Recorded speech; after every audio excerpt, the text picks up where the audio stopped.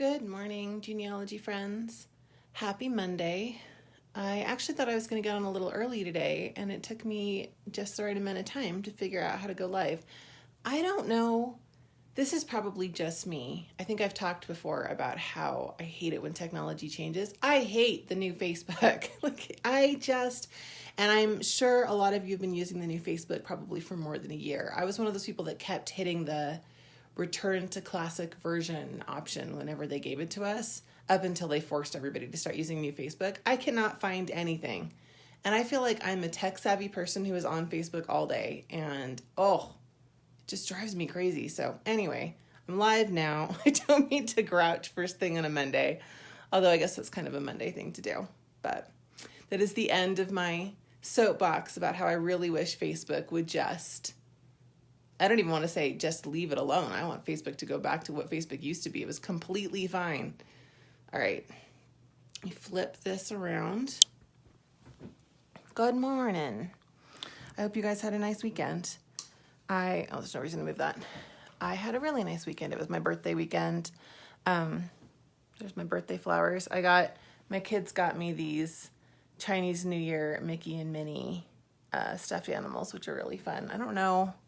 I think they might be from Shanghai Disney. And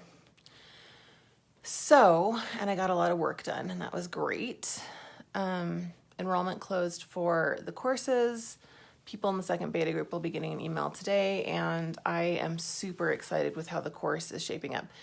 People have been asking about the book, and I haven't been getting back to people. Kind of got back to a couple people, but then I feel like the question popped up in a lot of different places. So in case you're wondering, I'll just answer it here real quick.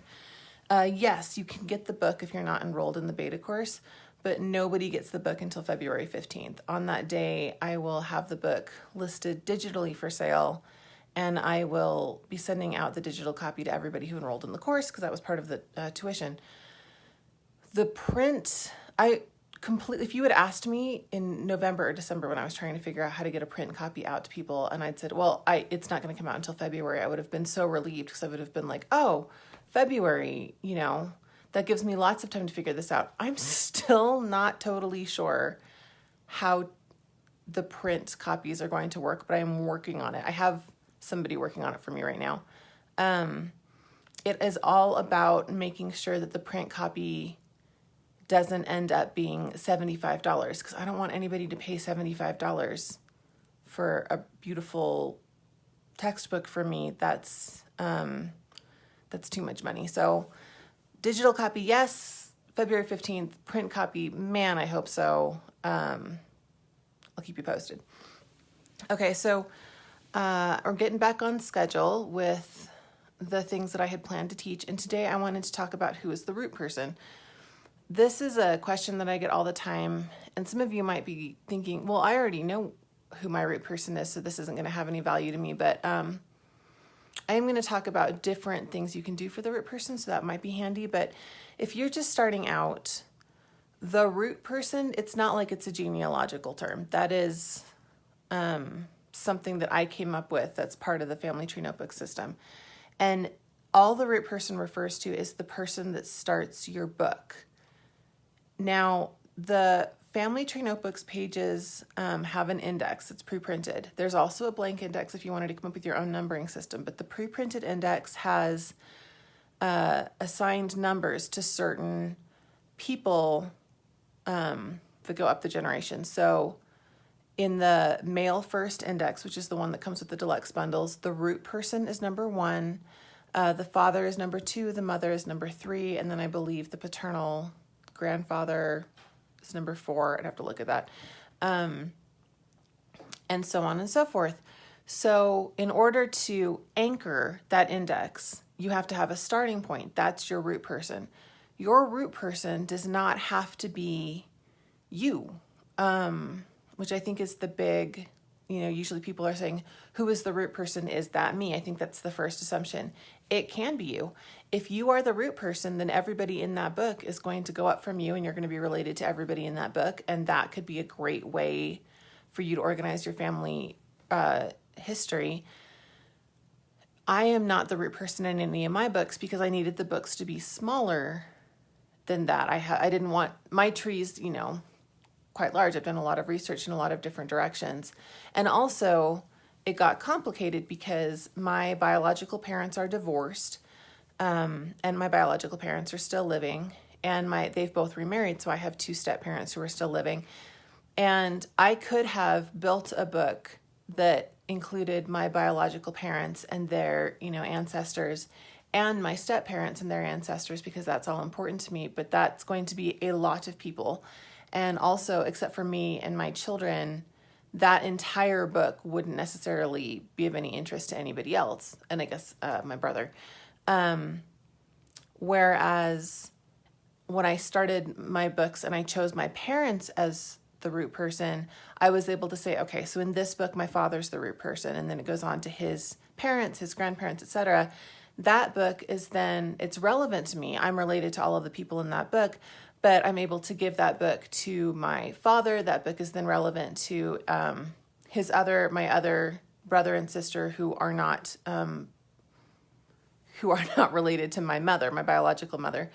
And also, it made that book very relevant to all of my dad's siblings. My dad has 3 sisters and a brother, so everybody, it just made the book more shareable.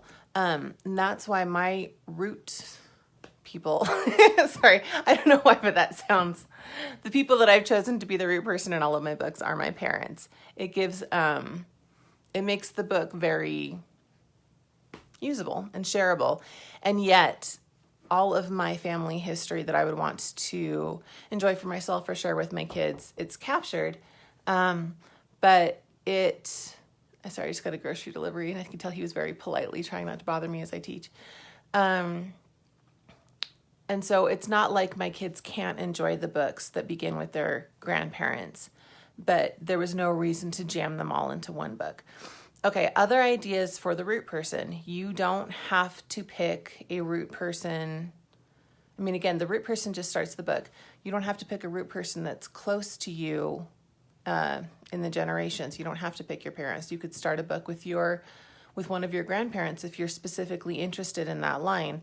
Also, the pre-printed index that comes with family tree notebooks, it only goes up to the 4th great grandparents. So my father's book, for example, he's the root person. That book goes up to his 4th great grandparents. I don't know the names of all of them, but there are a couple people in that list. My stepfather's a better example. I think I probably know a little more than half of the names of his 4th great grandparents.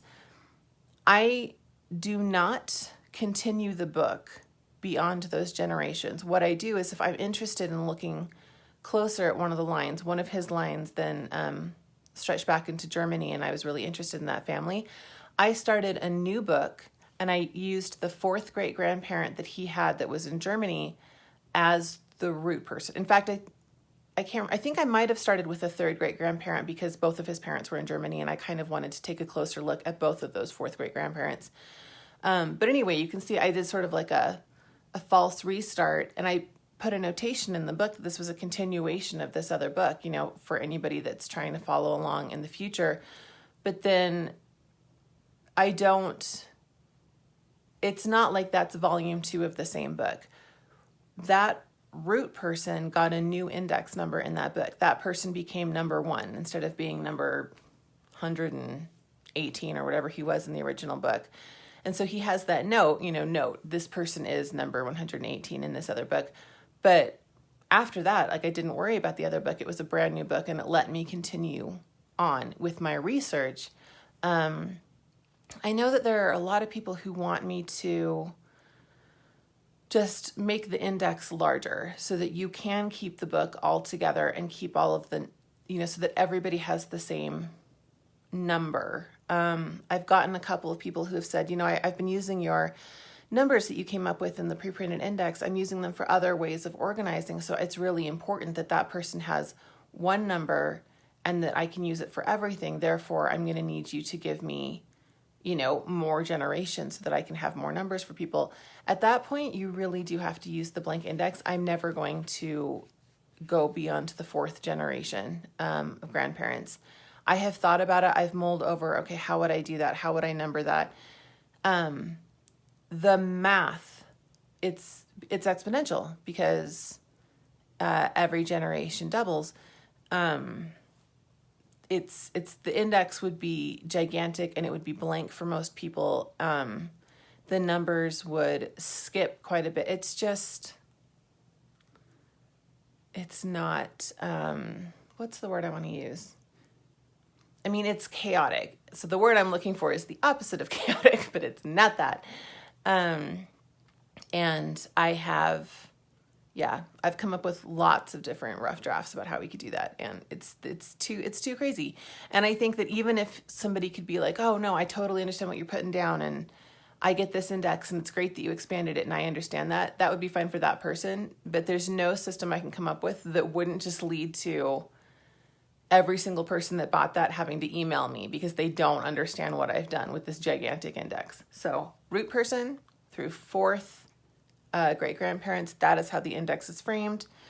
And your root people can be anyone. They can be continuations. It's just, if you have multiple books that feature the same person, if somebody is root person number 1 in one book and number 18 in another book and number 112 in another book for some reason, because you keep restarting with different people, then you're just going to have a duplication of documents. But if you wanted to do that, especially if you're just doing it digitally, then that's up to you. One more thought. When I first started selling Family Tree Notebooks pages, I didn't actually use a specific root person page. I just used an ancestor profile and the root person was numbered number 1. And then I had a lot of people who wanted a page that says root person. And I feel like, now I should have checked. I feel like now the root person is included in the deluxe bundle, but you probably would have to check on that if you haven't purchased that yet.